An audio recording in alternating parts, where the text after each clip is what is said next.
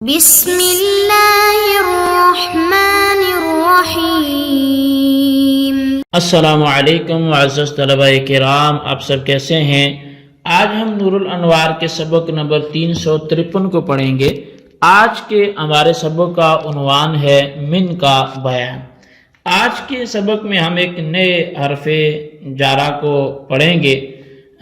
جو کہ من ہے۔ تو اس کی عبارت آج ومن للتبعید سے شروع ہوتی ہے۔ آئیے سب سے پہلے عبارت پڑھ کے اس کا ترجمہ کرتے ہیں، اس کے بعد باقاعدہ سبق کی وضاحت کی طرف بڑھتے ہیں۔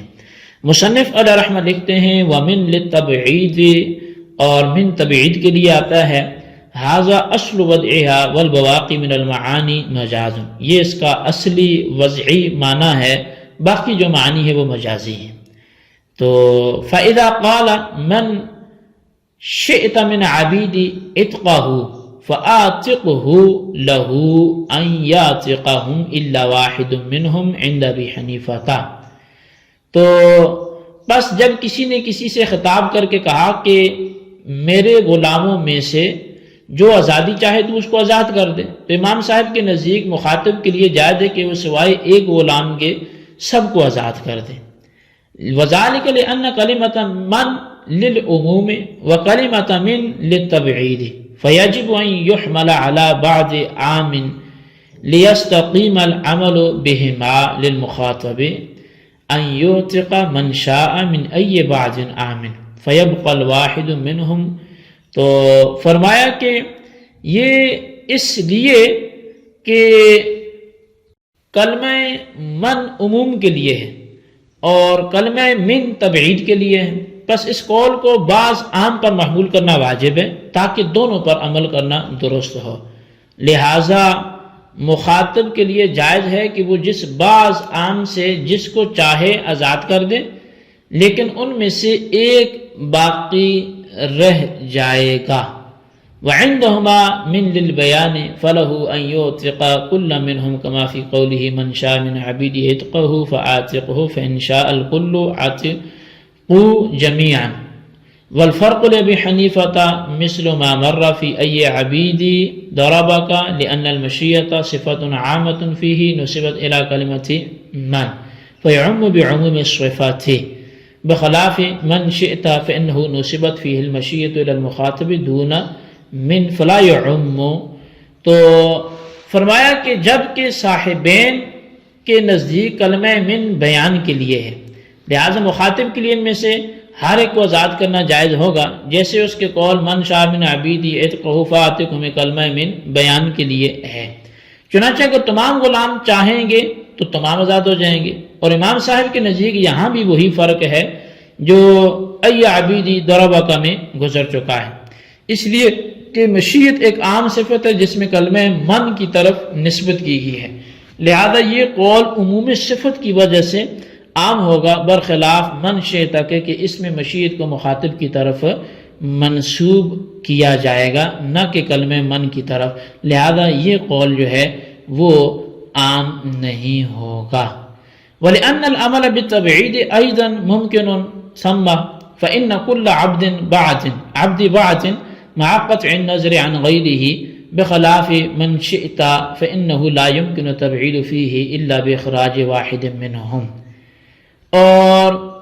اس لیے بھی کہ وہاں تبعید پر عمل کرنا بھی ممکن ہے، کیونکہ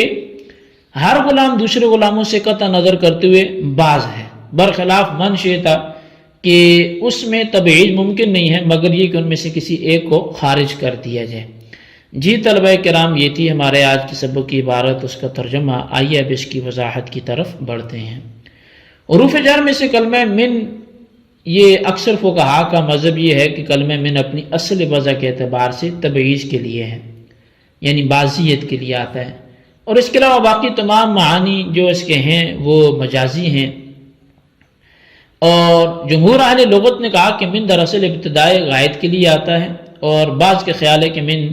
تبیین کے لیے موضوع ہے، اور بعض نے کہا کہ من مذکورہ تمام معنی کے درمیان مشترک ہے۔ تو مصنف نے اکثر فقہا کے مذہب کو اختیار کرتے ہوئے کلمہ من کو تبعیض کے لیے قرار دیا ہے، اور اسی پر متفرق کرتے ہوئے فرمایا کہ اگر کسی نے کسی شخص کو مخاطب کر کے کہا من شئت من عبیدی عتقہ فآتقہ، کہ میرے غلاموں میں سے جس شخص کو تو آزاد کرنا چاہے تو اسے آزاد کر دے۔ اب اس صورت میں حضرت امام اعظم امام ابو حنیفہ رحمۃ اللہ تعالیٰ نے فرمایا کہ مخاطب کسی ایک غلام کے علاوہ باقی تمام غلاموں کو آزاد کرنے کا مجاز ہے، اور دلیل اس کی یہ ہے کہ کلمہ من عموم کے لیے موضوع ہے اور کلمہ من یہ تبعیض کے لیے موضوع ہے، لہٰذا کلمہ من اور کلمہ من دونوں پر عمل کرنے کے لیے اس کلام کو بعض عام پر محمول کرنا واجب ہوگا، یعنی مخاطب غلاموں میں سے بعض کو آزاد کرنے کا وکیل ہوگا، پس کلمہ من کی وجہ سے مخاطب کو اختیار ہوگا کہ وہ غلاموں میں سے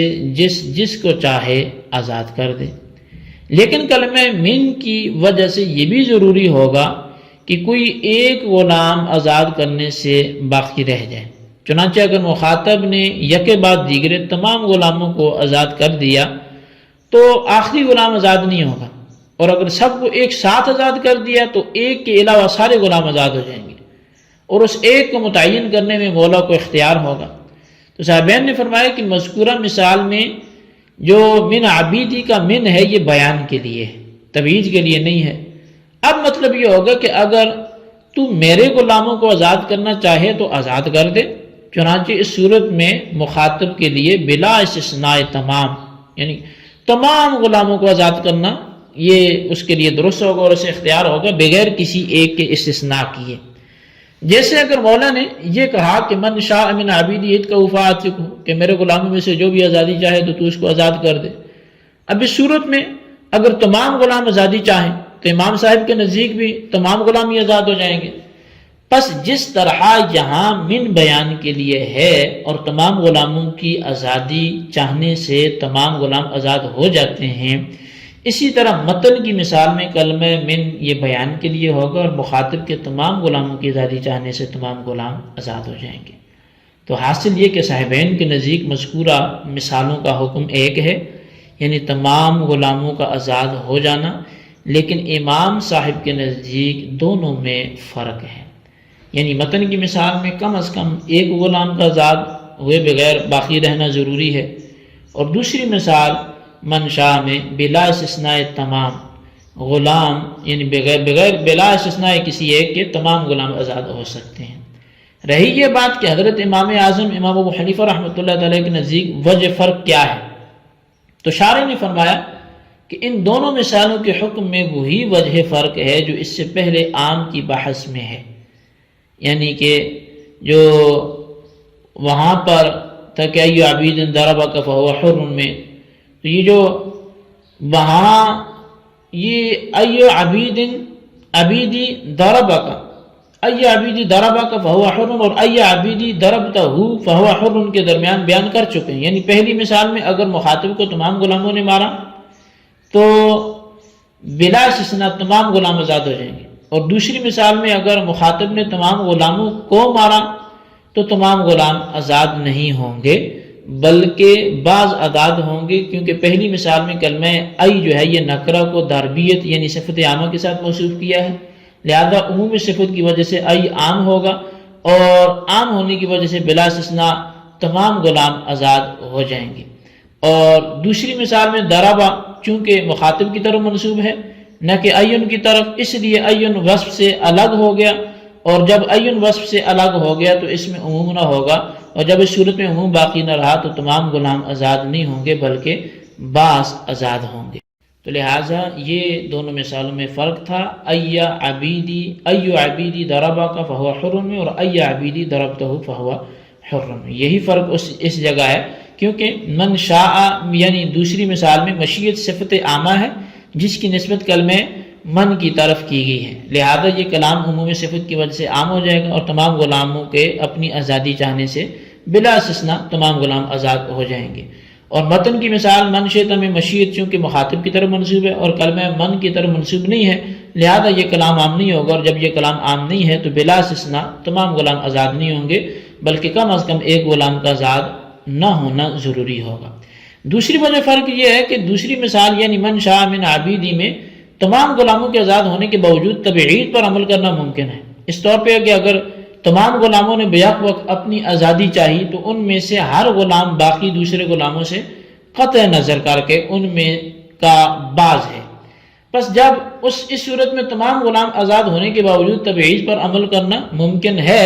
تو اس صورت میں تمام غلاموں کے اپنی اپنی آزادی چاہنے سے بلا استثناء تمام غلام آزاد ہو جائیں گے۔ اور پہلی مثال یعنی من شئت من عبیدی میں مخاطب کی مشیت چونکہ بیک وقت تمام غلاموں کے ساتھ متعلق ہو سکتی ہے اور مخاطب ایک ہی کلمے سے تمام کی آزادی کو چاہ سکتا ہے، اس لیے یہاں تبعیض پر عمل کرنا ممکن نہیں ہوگا سوائے اس کے کہ ان میں سے ایک کو بغیر آزاد کیے چھوڑ دیا جائے۔ لہذا اس مثال میں اگر مخاطب نے تمام کی آزادی کو بیک وقت چاہا تو تبعیض پر عمل کرنے کے لیے سارے غلام آزاد نہیں ہوں گے بلکہ کم از کم ایک غلام کا آزاد ہوئے بغیر رہنا یہ ضروری ہوگا۔ جی طلبہ کرام، یہ تھی ہمارے آج کے سبق کی عبارت، اس کا ترجمہ اور اس کی وضاحت۔ اس کو اچھی طرح سمجھیں، اس کے خلاصے کو رجسٹر پر لکھیں، بالخصوص ان سوالات کے جوابات دیکھیں۔ سوال نمبر 1 یہ ہے کہ من کس لیے آتا ہے، اس کی وضاحت جمہور فقہا کے مذہب کے مطابق کریں۔ اور سوال نمبر 2 یہ کہ صاحبین کیا من کس لیے آتا ہے، اس کی بھی وضاحت کریں۔ اللہ تبارک و تعالی سے دعا ہے کہ جو کچھ ہم نے پڑھا سنا سے یاد رکھنے کی توفیق نصیب فرمائے، آمین بجاہ نبی الامین صلی اللہ علیہ وسلم۔